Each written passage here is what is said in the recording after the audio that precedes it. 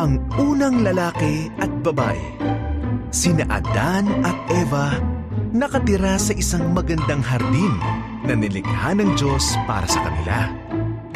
Ngunit, dumating si Satanas bilang isang mandarayang ahas at tinukso sina Adan at Eva.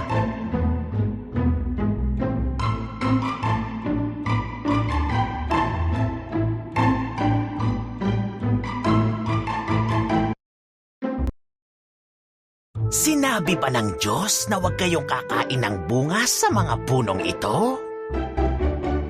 Tanong ng ahas kay Eva. Huwag lang sa puno sa gitna ng halamanan. Sagot ni Eva. Kapag kumain kami nito, mamamatay kami. Hindi kayo mamamatay, Sabi ng ahas.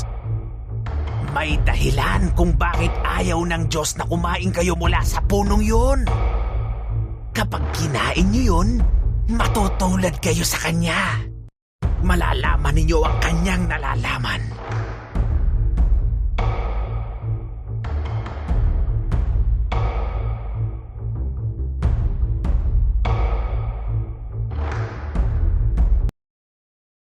Kinain ni Eva ang bunga. Binigyan din niya si Adan na noon ay kasama niya. Kinain din niya ito at bigla ay nagbago ang isip nila. Nalaman nila ang mga bagay na hindi nila alam noon. Ang isang bagay na nalaman nila ay na sila ay hubad. Nagtahi sila ng mga dahon para ipantakip sa kanilang mga sarili. Noon ay hindi sila natatakot o nahihiya, kaya't nalaman nilang may mali. Adan, Sabi ng Diyos, Eva, nagtatago po kami. sabi ni Adan, Nakahubad po kami.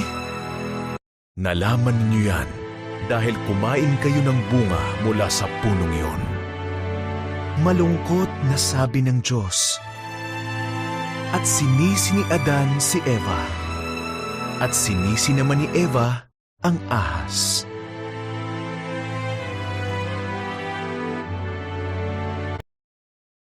Sinabi ng Diyos, Ikaw, ahas, mula ngayon ay gagapang ka gamit ang iyong tiyan. Ang anak ng babae ang tatalo sa iyo. Eva, magiging masakit ang iyong panganganak. Adan, ang paghahanap ng pagkain ay magiging mahirap para sa iyo. at gumawa ang Diyos ng damit para kina Adan at Eva, at sila ay pinaalis sa hardin. Naglagay siya ng isang anghel na may hawak na nagliliyab na espada bilang bantay, para hindi na sila makabalik doon.